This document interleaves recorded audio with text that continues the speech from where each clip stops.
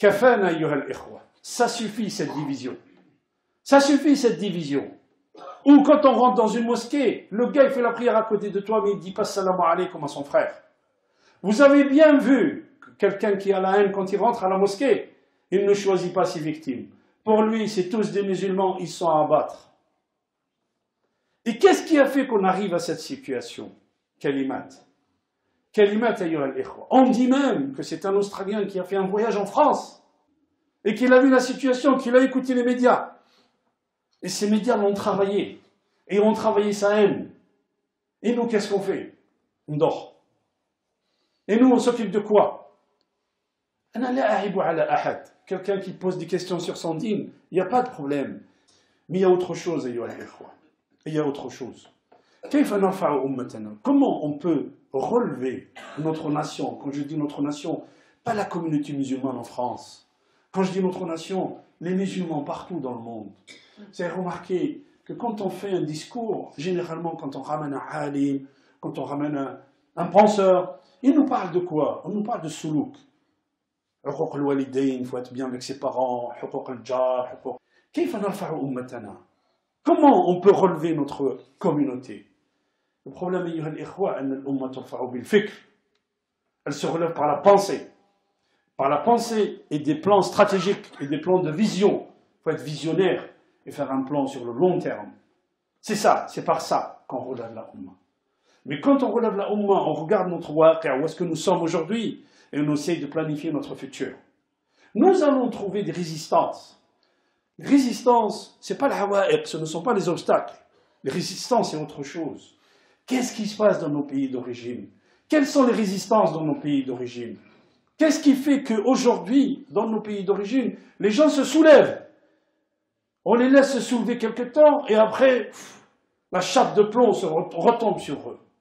Il y a plusieurs choses qu'il faut éradiquer, mais vraiment, il faut éradiquer ça. La tyrannie du gouverneur.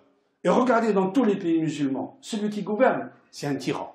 Il tire sur son peuple, il tue son peuple. Et ici, on applaudit. On préfère ça. Certains journalistes, ils vous disent, moi, je préfère les militaires aux islamistes. Il y a quelqu'un dans une émission, il lui dit, mais en parlant de l'Algérie, il dit, et si les islamistes, il dit, mais attendez, madame, ils lui disent, ces gens-là sont musulmans. Ils sont algériens et musulmans.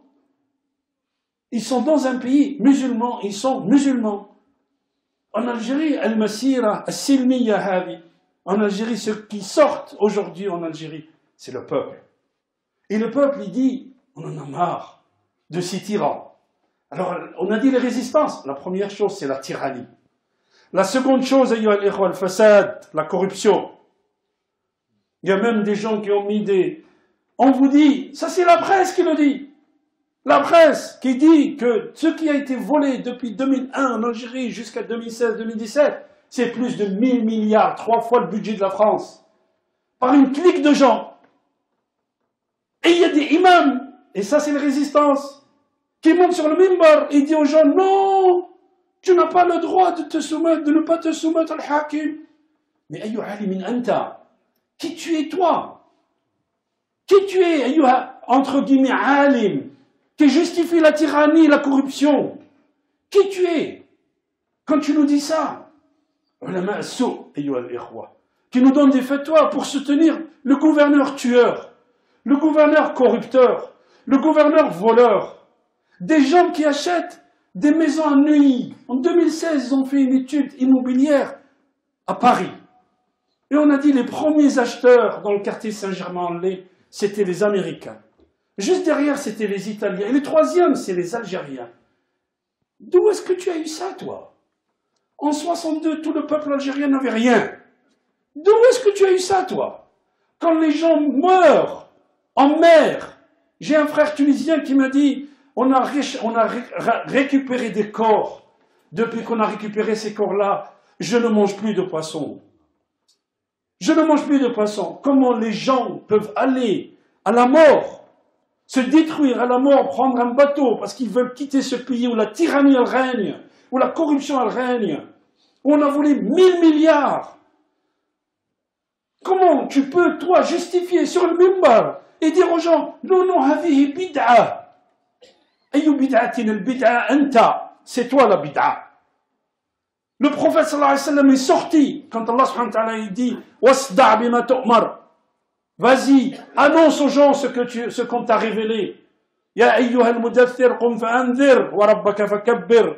Quand cette sourate est descendue, le prophète sallallahu alayhi wa sallam est descendu avec Abu Bakr, Omar, Ali et les autres compagnons. Ils n'étaient pas nombreux, une vingtaine, mais ils sont sortis dans les rues de la Mecque pour apporter aux gens quoi? La bonne nouvelle, la nouvelle qu'Allah subhanahu wa ta'ala. Bien sûr, ça n'a pas fait plaisir aux gens qui détenaient le pouvoir et aux gens qui détenaient le commerce et aux gens qui détournaient l'argent. Bien sûr, ça leur fera pas plaisir.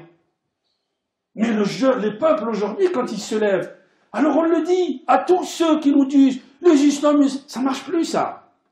Ça marche plus. Parce que vous savez quand est-ce qu'ils font le Massira en Algérie? Après Salat al-Jumu'ah.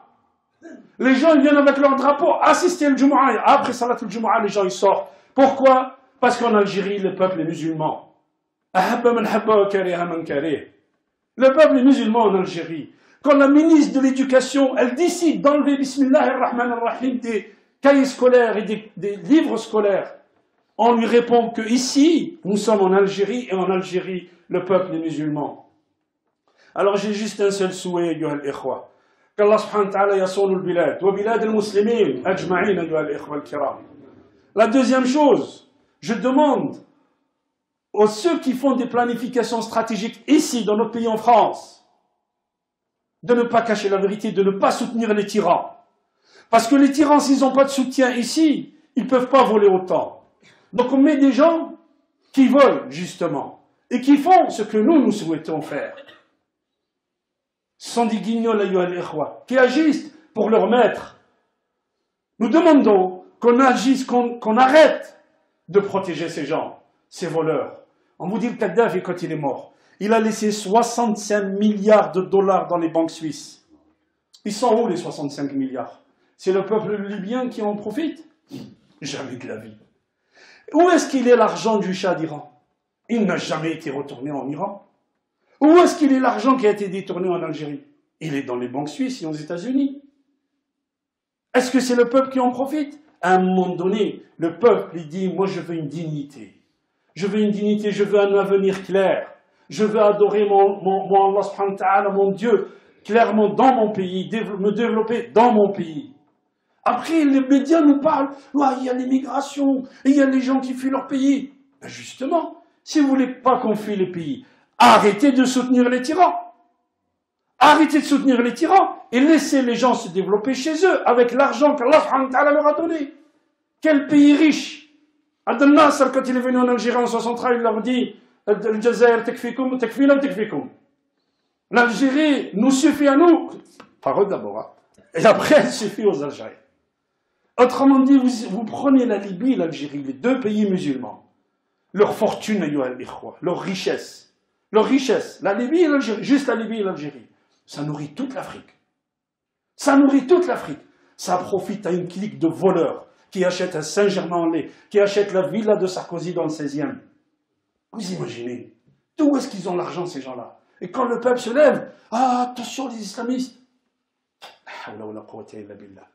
أقول قولي هذا واستغفر الله لي ولكم فاستغفروه يغفر لكم إنه هو الغفور الرحيم وسبحان الله العلي العظيم